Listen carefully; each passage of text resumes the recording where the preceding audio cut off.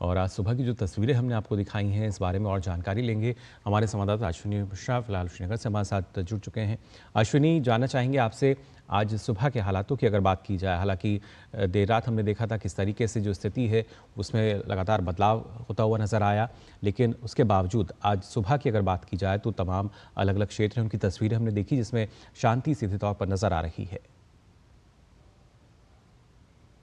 जी मुकुल, अगर बात करें कि आज की स्थिति, तो कश्मीर की तो हर सुबह बड़ी अच्छी होती है, क्योंकि कश्मीर को जन्नत बख्शा है ईश्वर ने, और कश्मीर जो हमारा सिरमौर है।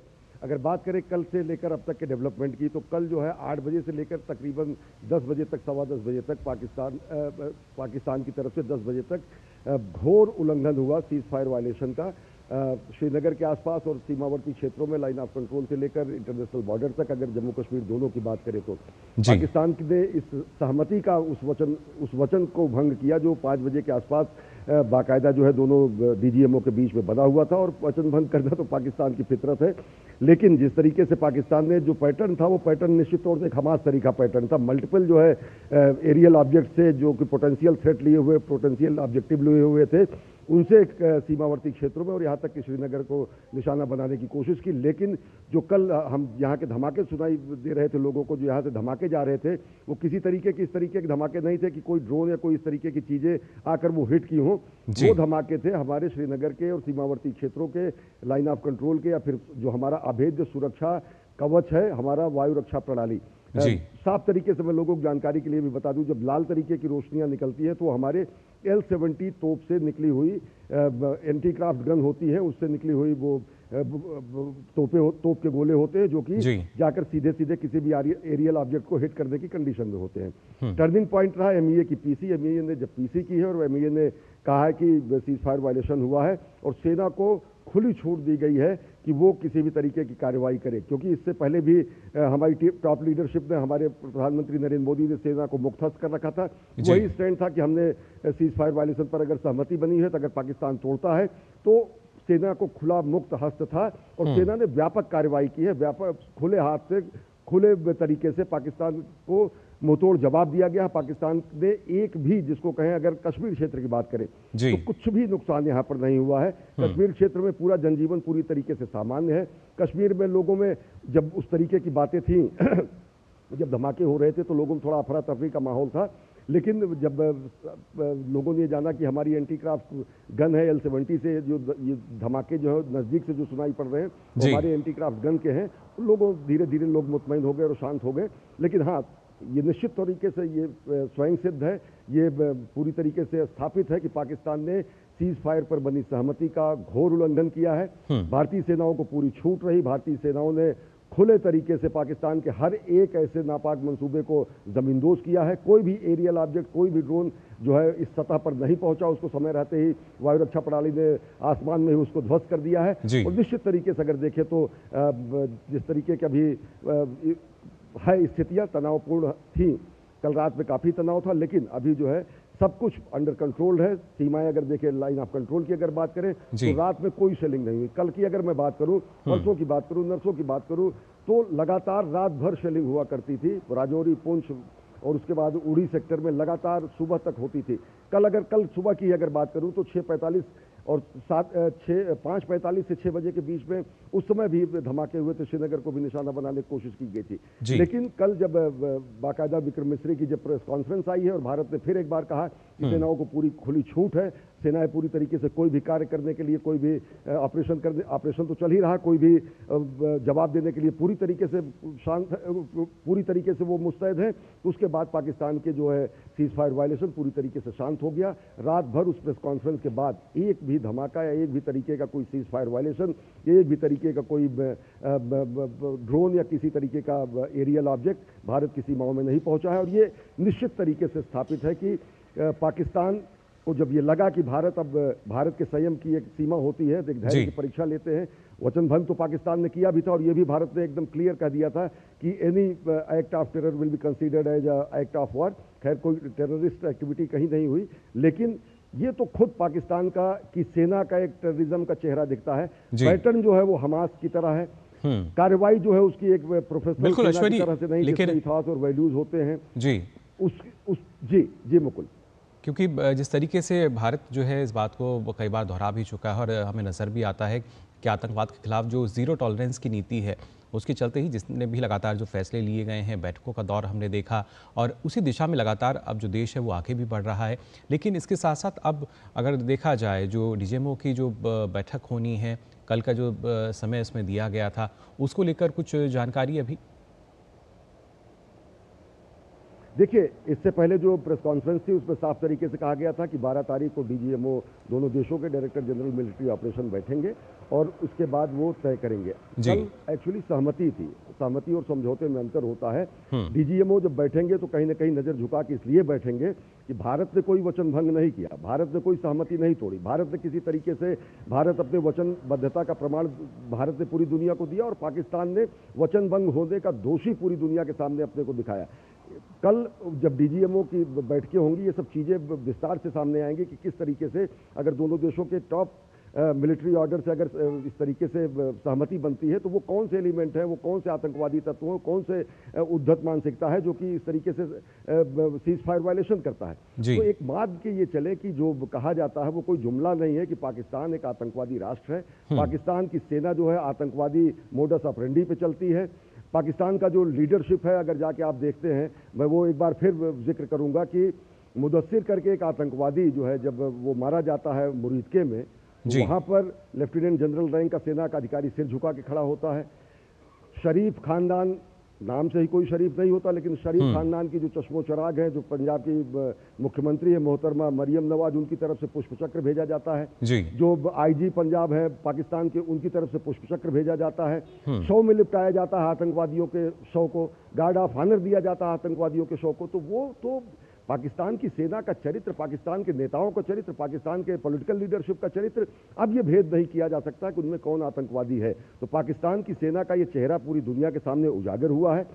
हमेशा भारत ने एक शक्ति और रिस्पॉन्सिबल जिसको कहते हैं कि संयमित महाशक्ति होने के साथ भारत ने हमेशा अभी तक धैर्य का परिचय दिया है। भारत ने हमेशा रिस्पॉन्सिबल रिस्पॉन्स दिए हैं और निश्चित तरीके से जिसको कहते हैं कि भारत के अगर धैर्य की परीक्षा पाकिस्तान बार बार ले रहा है तो सेनाएं पूरी तरीके से मुस्तैद हैं हमारी संप्रभुता की रक्षा करने के लिए, हमारी एकता अखंडता की रक्षा कर रही हैं और निश्चित तौर से पाकिस्तान के हर एक नापाक मंसूबे को पूरी तरीके से ध्वस्त करने के लिए सेनाएं पूरी तरीके से मुस्तैद हैं, सजग हैं, प्रहरी हमारे लगे हुए हैं। हाँ, एक चीज मैं ये जरूर कहूंगा कि प्रोपेगेंडा वार चलता है, डिजिटल वार चलता है, इंफॉर्मेशन वारफेयर होता है, अलग अलग तरीके के जो है लोगों को मिस इन्फॉर्मेशन दिया जाता है। बाकायदा एक पूरा सेल बना हुआ है पाकिस्तान में भी और उसके बाद पाकिस्तान के अन्य खैरख्वाह देशों में भी जहां पर पाकिस्तान के समर्थक देश होते हैं, तो वहां से गलत सूचनाएं लगातार जो है इंटरनेट की दुनिया है सब जगह प्रसारित की जाती है। तो निश्चित तौर से हम केवल यही कहेंगे कि जो अधिकृत सूचना प्रसारण तंत्र है, जो अधिकृत आधिकारिक जानकारी है, all India radio, Doordarshan, Prasar Bharati के अन्य संबद्ध जो चैनल है, जो हमारे आर्य न्यूज है, और जो भी सूचना प्रसारण तंत्र का अधिकृत प्रसारण है उस पर ही लोग विश्वास करें। बहुत सारी बातें कही जाएंगी अलग अलग तरीके से कि भारत ने सीज फायर वायलेशन किया, भारत ने ऐसा किया वैसा किया, क्योंकि मतलब अंतर्राष्ट्रीय स्तर पर बहुत सारे दुष्प्रचार चलते रहते हैं जिसकी लंबी फहरिस्त जो है हिंदुस्तान ने भी किया है। तो जिस तरीके से किसी तरीके का अफवाहों में न पड़े, आधिकारिक जानकारी पर ही भरोसा रखें। जी बिल्कुल। और ये जो फेक नैरेटिव हमने देखा पिछले दिनों जिस तरीके से चलाया गया, एक अलग तरह का प्रोपेगेंडा इसमें शामिल था, इसको लेकर जब हम बात करते हैं आम जनता की, जम्मू कश्मीर की अगर बात की जाए तो किस तरीके से जो जनता है वो जागरूक हो रही है, किस तरह की प्रतिक्रिया वहां पे देखने को मिली आपको? देखिए, जम्मू कश्मीर की जनता ने चाहे वो पहलगाम की घटना हो उसका कड़ा विरोध किया, चाहे आतंकवाद की जो भी घटना है उसका कड़ा विरोध किया। यही लाल चौक है 22 तारीख को जब पहलगाम का हिंसक बर्बर अमानवीय कृत्य हुआ था, उसके बाद 23 तारीख को इन्हीं स्थानों पर हर एक चैनल ने लाइव किया था कि किस तरीके से कश्मीर के लोग घरों से निकले हैं। यहाँ का मक्का मार्केट है, यहाँ के ट्रेडर्स एसोसिएशन है, यहाँ के टूरिस्ट एसोसिएशन है, यहाँ के शिकारा समुदाय के लोग हैं, यहाँ के युवा, यहाँ की महिलाएं, यहाँ के बुजुर्ग, सब हर कोई यहाँ पर आया था और लोगों के हाथ में मोमबत्ती थी, लोगों के हाथ में भारत के झंडे थे। लोगों ने कहा कि टूरिस्ट जो है वो हमारी जान है। यहीं से भारत माता की जय के नारे लगे और यहीं से जो सेंटीमेंट पूरे देश का था, कश्मीर की घाटी के अवाम का एक एक व्यक्ति का सेंटीमेंट वही था। केवल श्रीनगर ही नहीं, घाटी के हर एक हिस्से में पहलगाम की घटना का पुरजोर विरोध किया गया। और ये अगर देखें तो पिछले 30-35 सालों में जब घाटी की यहाँ पर फिजा खराब हुई थी, ये पहला वाकया है जब घाटी के लोग निकले और उन्होंने पाकिस्तान के इस बर्बर कायराना कृत्य की मजम्मत की, इसकी कड़ी भर्त्सना की और उन्होंने कहा कि इसका मुंहतोड़ जवाब दिया जाना चाहिए। कल की भी जो घटना है श्रीनगर के रिहायशी इलाकों को अगर देखें तो निश्चित तौर से जहां पर मैं खड़ा हूं ये श्रीनगर का दिल है भारत का, अगर सिरमौर है हमारा कश्मीर तो ये श्रीनगर का दिल है लाल चौक।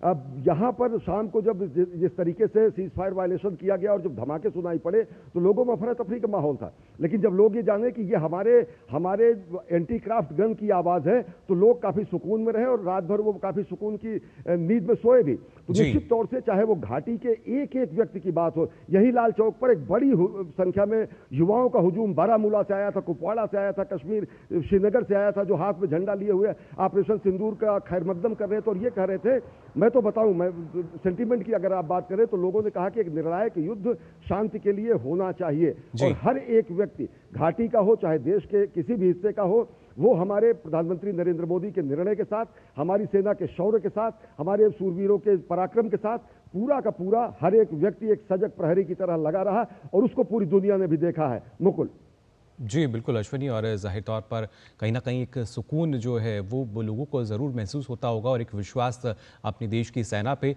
जो लगातार इस बात को दोहराती आई है कि हम पूरी तरीके से देश की सुरक्षा के लिए प्रतिबद्ध हैं और कोई भी देश का दुश्मन हो उसके हर मंसूबे को हम नाकाम करके रहेंगे। निश्चित तौर से ये हमारा इतिहास है। पाकिस्तान ने अगर हम पे जंग थोपी है, पाकिस्तान ने लाकर भारत को युद्ध सरीखी स्थिति में लाकर खड़ा कर दिया है। ये भारत का संयम है, एक महाशक्ति होने के साथ साथ एक जिम्मेदार ताकत, विश्व की ताकत होने का भारत का यह प्रमाण है कि भारत ने अभी तक केवल पाकिस्तान के आतंकवादी ठिकानों को निशाना बनाया है। जब पाकिस्तान ने हम पर रिटेलिएट किया, बहुत सारे 300 से 400 ड्रोन हमले गुजरे 2 दिन पहले जब उसने किए, तो भारत ने लाहौर के एयरबेस सिस्टम को उड़ा दिया, लाहौर के कंट्रोल कमांड सिस्टम को उड़ा दिया। यहां तक कि कल की जो प्रेस ब्रीफिंग है, कम से कम पाकिस्तान के 6 एयरबेस को भारी नुकसान पहुंचा। वो स्कर्दू से लेकर सियालकोट तक पूरा का पूरा लंबी लिस्ट है। चाहे चकलाला हो, चाहे रहीम यार खान हो, चाहे स्कर्दू हो, चाहे पीओके में स्थित अन्य जो एयरबेसेज हैं उनको काफी नुकसान पहुंचाया गया था। इसको अधिकृत रूप में भारत ने प्रेस कॉन्फ्रेंस में बताया था। स्थिति ये थी कि पाकिस्तान की कमर टूट गई थी। सियालकोट में जो उसका रडार सिस्टम था वो पूरी तरीके से ध्वस्त हो गया था।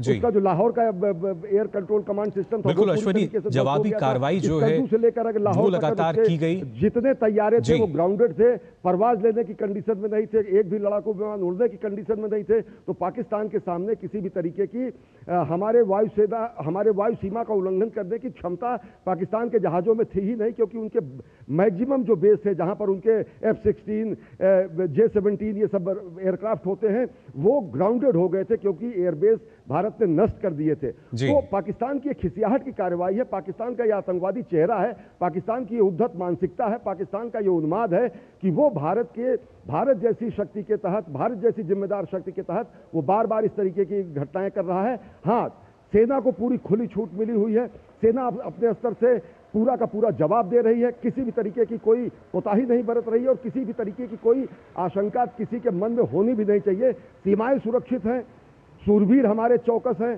शौर्य का प्रदर्शन कर रहे हैं। बस संकल्प शक्ति अभी पाकिस्तान हमारी देख रही है और साथ ही साथ ये स्थिति है कि पाकिस्तान के हर एक नापाक मंसूबे का भारत मुंहतोड़ जवाब दे रहा है। मुकुल जी बिल्कुल, लगातार हमने देखा किस तरीके से मुंहतोड़ जवाब दिया गया, जवाबी कार्रवाई की गई और ये कहीं ना कहीं एक संकल्प भी है कि अगर आगे आने वाले समय में कुछ इस तरह की हरकत होती है तो उसका भी इसी तरीके से उसकी ही भाषा में जवाब दिया जाएगा। फिलहाल बहुत बहुत शुक्रिया आपका अश्विनी, हमारे साथ जुड़ने के लिए। दिल्ली एयरपोर्ट